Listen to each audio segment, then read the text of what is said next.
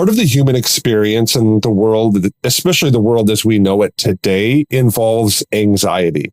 For some of us, it's debilitating. And for our kids, it can be something that squelches their growth.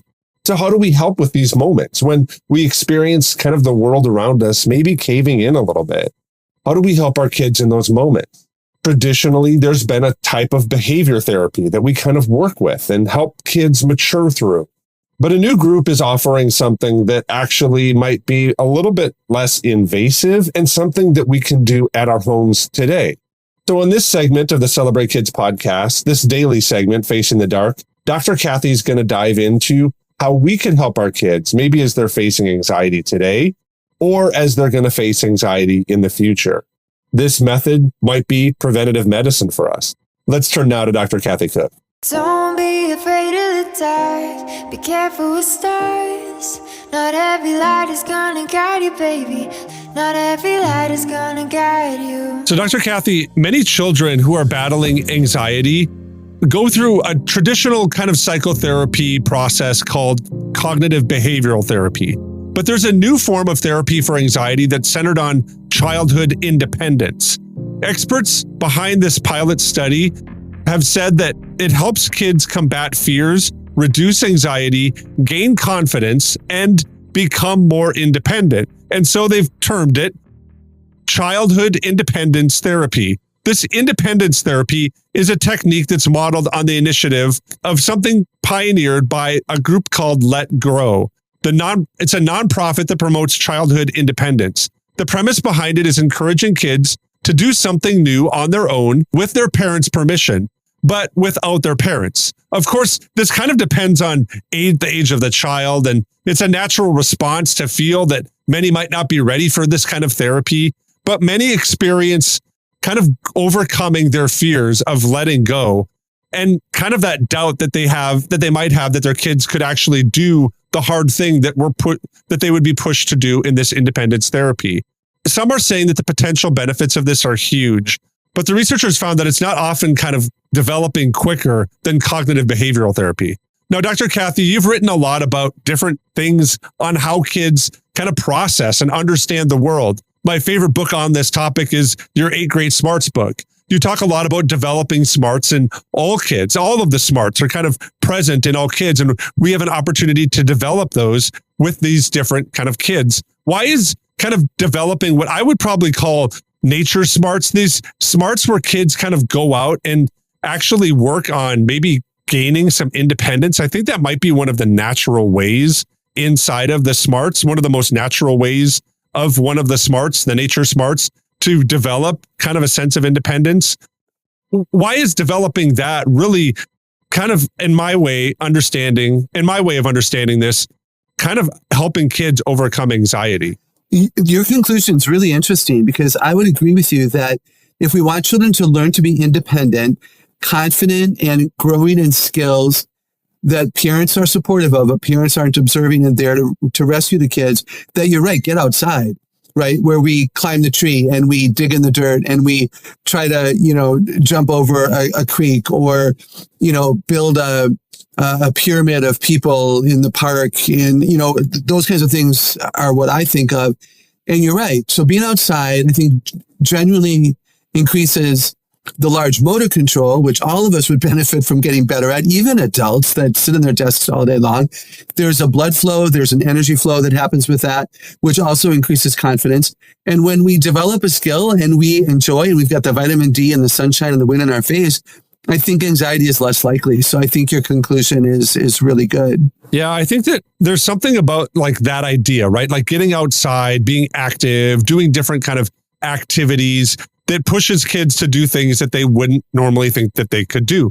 Inside of the world that we kind of live, or kids can sometimes live in the home or in the school, there's less of that. There's less kind of engagement of going outside. And with the rise in anxiety, I wonder if that's kind of directly correlated or connected to the fact that kids just aren't outside as much. And I want to say that there's some kind of link between cognitive development and emotional health with physical activity. Is there anything to that? What are your thoughts on that topic? Absolutely. We could pull up research right now. You're absolutely right. So body smart children think by movement and touch and tend to be more physically active, but it's also things like handwriting and even pouring a glass of milk and not spilling it. That's a body smart skill. It's not just large motor. It's able to, fish and, throw the line into the lake and hold on to the fishing pole so the fishing pole doesn't go in the lake too. There's so many different examples of being body smart. A lot of that physical activity, and again, it energizes the brain. It activates a part of the brain that is sometimes slow to respond, sometimes inactive. But the more brain that we use, the better off we're all going to be. We have 8 parts because God is so generous, so let's use them all. And I think too that physical activity, there's just an emotional wellness there. I go to the gym and I work out with a trainer, and I'm not able to go consistently because of my crazy, ridiculous schedule. But I miss it when I'm not there. And when I'm there for the physical activity because I need to be able to, lift suitcases and stand strong even with my bad back. And so I'm working on, been there 14 years with my trainer. It's really important use of my time and money, and I'm better off for it. If I go in, tired and concerned, I walk out energized and joyful. And I didn't believe it at first when people said, "Oh, Kathy, it'll be great. You're going to love it." But I'm not going to love this, but I do. And so there's this emotional benefit that we need to talk more about. Yeah, I think that's really important. We do need to talk about it more. I've heard many times different parents and even like some school people that I know, the people that work in schools that do guidance counseling that kind of talk about preparing our kids for I don't know if it would be the 22nd century now or the 21st century, right? I don't understand how that math works, right? But we have to prepare them for the future. And so we're going to, do more keyboarding, and we're going to do more internet engagement, and we're going to teach them how to make videos and all of these different things where as kids are growing and we're looking to the future, we're preparing them to kind of be in these kind of, I would say, internal cocoons where you're engaging with the world that's out there, the World Wide Web out there, and not so much as much kind of nature. I want to kind of push on that and have you talk a little bit about that. How can we as parents and people who care for kids really kind of simply model what it looks like to engage nature? Because it does have so much impact on how kids develop, understand their place in the world, gain spatial awareness to know that, because this thing happened today, it doesn't necessarily determine all of the things in my future. If I mess up on this math test, I think sometimes if we live in this internal internet world, we think, man, that math test is going to be always in front of me. I'm going to see that math score always in front of me. But if we get them outside, I just have this concept in my mind that says we teach them spatial awareness, that they can understand that that was something that happened.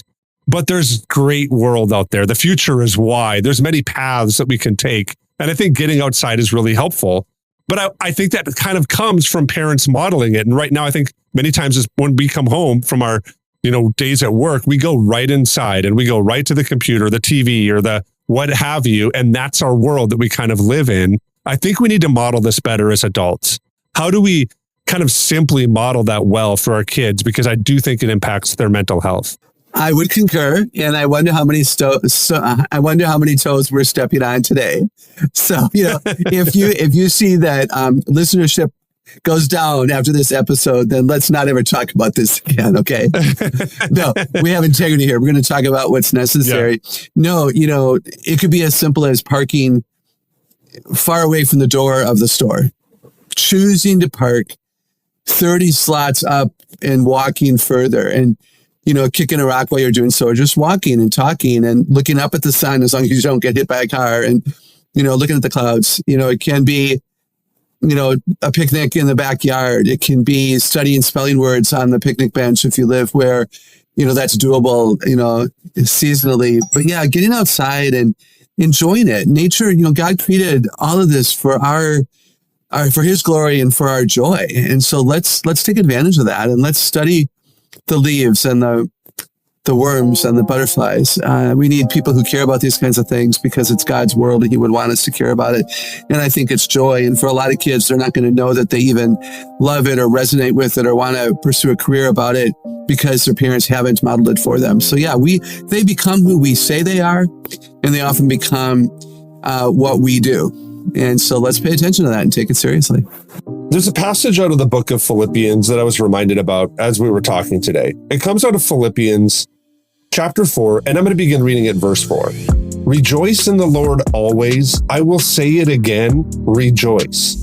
Let your gentleness be evident to all. The Lord is near. Do not be anxious about anything, but in every situation, by prayer and petition, with thanksgiving, present your requests to God. And the peace of God, which transcends all understanding, will guard your hearts and minds in Christ Jesus. I love the way that Paul starts this section of scripture. He says rejoice, which in my mind, I think of just joying again, to re-engage being joyful.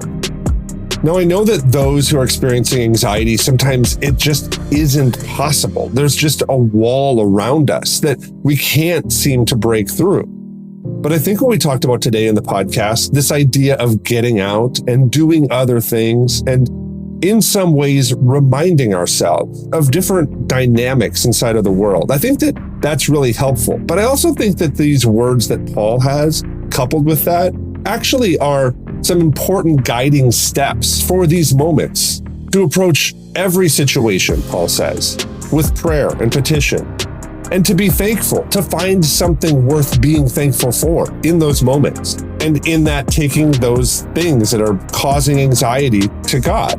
And I don't know about you, but I have experienced this peace that transcends all understanding. I can't put words to it. I can't diagram it. I can't logically follow the steps that brought me here. But I just know that putting these things into practice does guard my heart against evil things. It guards my mind against evil thoughts. And I think as we work with our kids in these moments to do that, and maybe even model that for them, I think that's giving them tools that are going to equip them to face really dark moments in their lives with joy. And as Paul says, with rejoicing, with joying again in those challenging times.